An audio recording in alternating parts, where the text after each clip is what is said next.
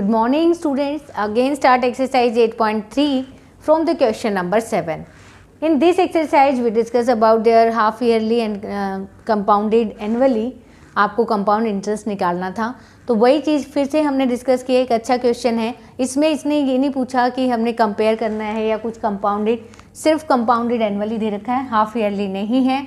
But इसने पूछा है प्रिंसिपल है आपका 8000, so Maria invested rupees 8000 in a business, she would paid interest 5% per annum compounded annually find। तो उसका जो प्रिंसिपल है वो 8000 है, आपका जो रेट है वो 5% है। Amount at the end of the second year, मतलब 2 साल, सीधा डायरेक्ट ईयर ना देके ये पूछ रही है आफ्टर 2 ईयर कितना उसको पे करना पड़ेगा। चलो ये तो इसने पूछा आफ्टर 2 ईयर, सेकेंड मतलब खाली सेकेंड का नहीं है ये, इसमें end of the second year, 2 साल के बाद का, 2 साल के बाद का। तो यहाँ तो आज आपका टाइम क्या हो जाएगा, 2 हो जाएगा। अब बात आती है यहाँ की, 2 साल के बाद वो थर्ड ईयर कितना पे करेगी, आपको तीनों का नहीं बताना। इसमें 2 साल तो आपके जा चुके हैं, पर 2 साल के बाद जब उसका थर्ड ईयर आता है तो उसको कितना इंटरेस्ट पे करना पड़ेगा। यहाँ बच्चों को कन्फ्यूजन है, वो गलती से यहाँ पे भी टी क्या ले लेते हैं, 3 ले लेते हैं, बट 2 का तो ऑलरेडी वो पे कर चुकी है। अब जो 2 का पे कर चुकी है, मान लिया उसने 8000 लिया था और उसने 2 साल का पे किया 2000, तो उसका अब 10000 तो हो चुका है। अगर वो 10000 हो चुका है तो वो तीसरे साल कितना देगी। अब तो आपको एक ही साल का निकालना है, तो सिंपल इंटरेस्ट निकाल दो 1 साल का, किसका, 1 ईयर का क्या निकाल दो, सिंपल इंटरेस्ट। बट उसमें जो प्रिंसिपल अब कौन सा लोगे, ये लोगे, ना कि 8000। क्लियर हुआ। मान लिया आपने 2 साल तक उसको पे कर दिया 10000, अब तो आप पे कर चुके ना, अब आपको इंटरेस्ट पे इंटरेस्ट क्यों देना है, क्योंकि इंटरेस्ट तो अब एंड ऑफ द 1 ईयर ही देना है। 1 ईयर आप चाहे सिंपल निकालो चाहे आप कंपाउंडेड निकालो, दोनों ही क्या आएंगे, सेम आएंगे। हाँ, अगर आप उससे अगले ईयर दोगे तो आपका कंपाउंडेड इंटरेस्ट ज़्यादा हो जाएगा as comparison to simple interest. But अब आप सिंपल इंटरेस्ट निकाल सकते हो फॉर 1 ईयर। और जिस बच्चे को ये लगे कि नहीं मुझे तो 1 ईयर के लिए कंपाउंड ही निकालना है, तो कंपाउंड भी निकाल सकता है, दोनों की वैल्यू क्या आएगी, सेम। यहाँ आपके पास चॉइस है। तो अब आ जाओ करते हैं इसको। क्या दे रखा आपको, सबसे पहले प्रिंसिपल गिवन है आपको कितना, 8000 रुपीज़, और आपको रेट गिवन है कितना, 5%। और time for the first part, time मेरा क्या है आपका 2 year. For the second part के लिए आपका प्रिंसिपल अगेन क्या है 8000, रेट भी 5%, बट टाइम क्या है आपका 1 ईयर। कंपाउंडेड इंटरेस्ट निकालना है तो निकाल सकते हो, नो इशू। अब यहाँ आ जाओ, सबसे पहले इसके लिए फर्स्ट पार्ट के लिए आप मुझे अमाउंट निकाल के दिखाओ। तो फर्स्ट पार्ट के लिए जो अमाउंट होगी वो principal 1 plus rate 5 divided by 100 time 2। तब आप इसको सिंप्लीफाई करो, 8000 अब 100 आपका एलसीएम आ गया। मैं कहीं कट नहीं करती हूँ, इसलिए कट नहीं करती हूँ क्योंकि 100 कट जाता है ईजिली 8000 से। तो आप यहाँ कट करोगे तो आपकी प्रॉब्लम बढ़ेगी, तो सिंपल एलसीएम लेना। 8000 यहाँ पे क्या लिखोगे, 105/100, 2 टाइम्स है तो 105/100। अब देखो इजीली आपकी 3 जीरो तो कट गई, अब कोई प्रॉब्लम बची नहीं। 5 2 जा 5 1 जा, 5 2 जा एंड 2 4 जा, 4 को इसके साथ मल्टीप्लाई करोगे तो देखो 105 को 4 के साथ करो, 4 5 जा 20 एंड 4, अब बचा 21। और 21 को इसके साथ करोगे 21 0 21, 21 2 जा होता है 42, 4 कैरी और ये होता है आपका 84, 21 और 4 कैरी तो 88। आपने कितना पैसा दिया उसको, 8000 लिया था, 2 साल के बाद 8820, मतलब आपने इंटरेस्ट दिया 820।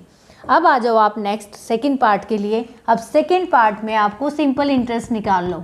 अब जो प्रिंसिपल है वो चेंज हो गया, अब आपका 8000 नहीं है, अब जो प्रिंसिपल है वो क्या है आपका 8820, क्योंकि 2 साल तक तो ऐसा तो है नहीं कि वापस आपने उसे पैसे लोगे 8000, नहीं, वो अगले साल उसी को कंटिन्यू कर रही है। अगले साल अगर उसको कंटिन्यू कर रही है तो प्रिंसिपल अब तक आप उसको कितने पे कर चुके हो, 8820। आपका दोस्त तो है नहीं वो कहे छोड़ो भाई 820 छोड़ दो, आप 8000 पे ही दो, नहीं, वो कहेगा कि पूरे इसी पे इंटरेस्ट देना आपको मुझे। तो 8820 आपका प्रिंसिपल हो गया, तो 8820 और रेट को क्या लोगे 5 और टाइम आपका 1 हो जाएगा और डिवाइडेड बाय 100। अब यहाँ निकालो, आप इसको करोगे तो ये 0 से 0 2 बन जा 441। तो अब आपने सिंपल इंटरेस्ट निकाला ये 441, मतलब 8820 तो देना ही देना है। अब थर्ड ईयर आप 441 और उसमें ऐड करके दोगे, तो टोटल अमाउंट आप उसको कितना पे करोगे। हालांकि इसमें टोटल अमाउंट नहीं है बट आपको पता होनी चाहिए। 8820 2 साल तक दिया, फिर आपने और इंटरेस्ट दिया उसको 441, तो अब आपने उसको पे किया 9261। तो ये क्वेश्चन है आपके। Now come to next question, question number 8। This is question number 8। इस क्वेश्चन में अब आपकी दोनों चीज़ें हो जाएंगी, हाफ ईयरली भी एनुअली भी। अब की बार कंपेरिजन है आपका, आपको इंटरेस्ट अमाउंट दे रखे 10,000, टाइम दे रखा 1 and 1/2 एंड रेट दे रखा 10% पर एनम। अब आपको कंपाउंडेड हाफ ईयरली भी निकालना है, एनुअली भी निकालना है और इनके इंटरेस्ट को कंपेयर भी करना है। तो यहाँ पे 3 चीज़ें हैं, 2 केस हैं अपने, एक हाफ ईयरली के लिए, एक एनुअली के लिए। अमाउंट से कंपेयर करना बहुत ही ईजी है। आप सबसे पहले हाफ ईयरली निकाल लो। आपका प्रिंसिपल क्या है 10,000, आपकी रेट क्या है 10% और टाइम क्या है आपका 1.5 ईयर। अब देखो, अगर आपका हाफ ईयरली केस है, केस कौन सा है आपका हाफ ईयरली वाला, तो हाफ ईयरली है तो रेट आपकी क्या हो जाएगी R/2, मतलब 10/2 5% हो गई।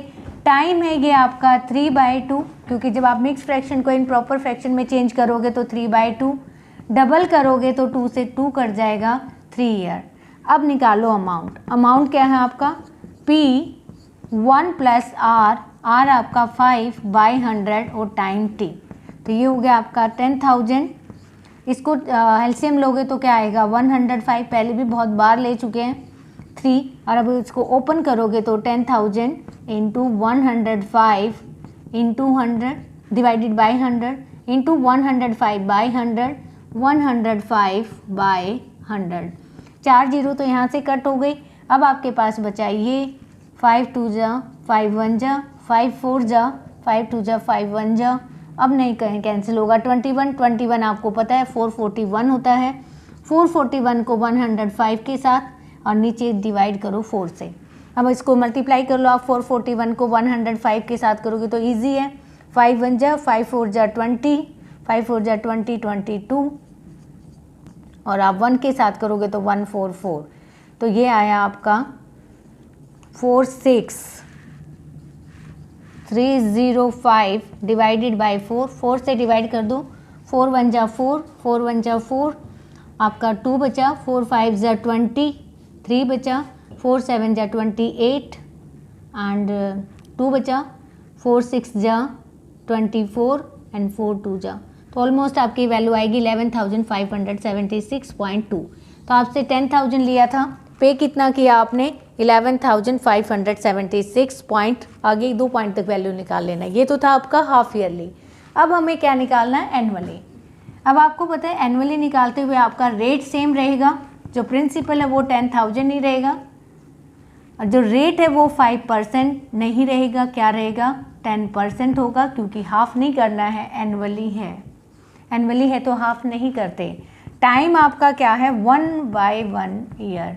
अब मैंने यहाँ से पहले ही ब्रेक कर दिया, मैंने पता है कि अगर फ्रैक्शन में गिवन है तो आप 1 का अलग निकालोगे और हाफ का अलग निकालोगे। तो पहले 1 के लिए निकालते हैं अमाउंट निकालो P 10,000 1 + R 10/100, एक ही पावर है तो कोई प्रॉब्लम है ही नहीं। 10,000 ये हो गया आपका 110/100, 2 जीरो से 2 जीरो, तो ये आ गया आपका 11,000। ये भी तो हाफ बाकी है। अब इसी पे आप सिंपल इंटरेस्ट लो। सिंपल इंटरेस्ट लोगे क्या 11,000 पे, नॉट 10,000। अब इस पे हम हाफ ईयर का निकालेंगे। 11,000 रेट आपका 10 है, टाइम आपका हाफ है, डिवाइडेड बाय 100, ये इससे कैंसिल हो जाएगा, ये इससे कैंसिल हो जाएगा। 2 5 जा 2 5 जा 10 से मल्टीप्लाई करोगे 550, तो 11,000 पहले आया था, 550 बाद में सिंपल इंटरेस्ट। तो टोटल जो उसने पे किया, टोटल जो अमाउंट बनी आपकी, जो आपने पे करनी थी, वो 11,000 प्लस क्या हुआ 550, तो ये हो गया आपका 11,550 रुपीज़। अच्छा, एक ने पे किया 11,576, दूसरे ने 11,550। इसका मतलब हाफ ईयरली वाला ज़्यादा है, एनुअली वाला कम है। So this is the question number 8. Now come to the next. This is question number 11. What is given that in a lab the count of bacteria was increases at the rate 2.5%. ये बिल्कुल exactly same है population की तरह, जैसे population हमारी increase होती है वैसे बैक्टीरिया की भी इंक्रीज हो रही है। And find the bacteria at the end of 2 hours. 2 घंटे के बाद बैक्टीरिया कितने होंगे, मतलब आपकी पॉपुलेशन 2 घंटे के बाद कितनी होगी। तो आफ्टर वाला केस है, इनिशियली आपको पॉपुलेशन दे रखी है, मतलब आपको पी दे रखा है 5 लाख, आपके ये हैं 6,000, इनिशियली इतने हैं, और रेट क्या दे रखा है आपको 2.5%। तो आप इसको अभी सिंप्लीफाई कर लो, इसको लिखोगे 25/10, तो ये, और परसेंट है तो आपका 100। 25 से आप इसको काट दो, 25 8 जा आपका कितना होगा, कट करोगे तो आपका आएगा 25 4 जा होता है ना, 25 1 जा एंड 25 4 जा, तो ये आ गया आपका 1/40। तो आप इजीली आप इसको फाइंड कर सकते हो by using the formula of population. After वाला केस है, टाइम कितना दे रखा आपको 2 आवर्स, डजंट मैटर ईयर दे रखा है या आवर्स दे रखा है, ईयर्स में तो मर जाएंगे बैक्टीरिया, इसलिए आर दे रखा है। तो पॉपुलेशन आफ्टर वाला केस है, तो आप कैसे फाइंड करोगे, तो आपको मल्टीप्लाई करना पड़ेगा। मैंने आपको पहले ही बताया था कि आफ्टर का केस हो तो मल्टीप्लाई और बिफोर का केस हो तो डिवाइड। आर डिवाइडेड बाय 100 और टाइम टी। तो पॉपुलेशन कितनी है 5 लाख 6,000, 1 प्लस आर कितना दे रखा आपको 1/40। अब देखो मैंने पहले ही चेंज कर दिया, तो प्लीज़ 100 में लगा चुकी हूँ, तो मैं इसको सीधा 1/40 लिख रही हूँ। आर आपका 2.5% दे रखा था, चाहे यहाँ भी सिंप्लीफाई कर लो। 2.5 पॉइंट हटाओगे तो 10 और नीचे क्या है आपका 1000 टाइम 2, तो ये हुआ आपका 5,06,000।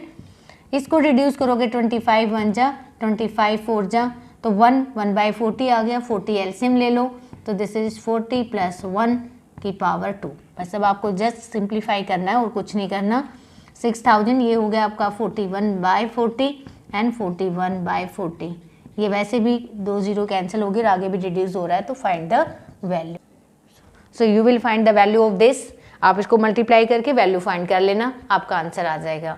Now come to the next question, question number 2। A scooter was bought at ₹42,000, its value depreciate. पहला ही एक ऐसा क्वेश्चन आया जो जिसमें गिवन है डेप्रीशिएट। देखो जब अगर डेप्रीशिएट हो तो मैंने पहले भी बताया आपका जो फॉर्मूला होता है अमाउंट का वो चेंज हो जाता है। In depreciation the formula of amount is 1 - R/100 और टाइम t। बाकी एग्जैक्टली सेम रहता है, या प्लस की जगह क्या आ जाएगा माइनस। बाकी आपको P दे रखा है कितना है 42,000 एंड आपको R भी दे रखा है कितना है 8% and time is given, time given है आपको 1 ईयर, तो आपका टाइम हो गया 1। फाइंड अमाउंट, अमाउंट फाइंड कर लो 42,000 और ये हो जाएगा 1 - 8/100 और टाइम 1। बस अब आपको जस्ट सिंप्लीफाई करना है। 42,000 100 आपका एलसीएम हो जाएगा, दिस इज 100 - 8 और 100 - 8 क्या होता है 92, तो राइट हियर 92/100। तो बहुत ही सिंपल है, जस्ट 42 को मल्टीप्लाई करना है आपको 92 से, तो डेप्रिशिएबल वैल्यू आ जाएगी। Now this is your exercise, I hope you can do easily by the given explanation. Have a good day.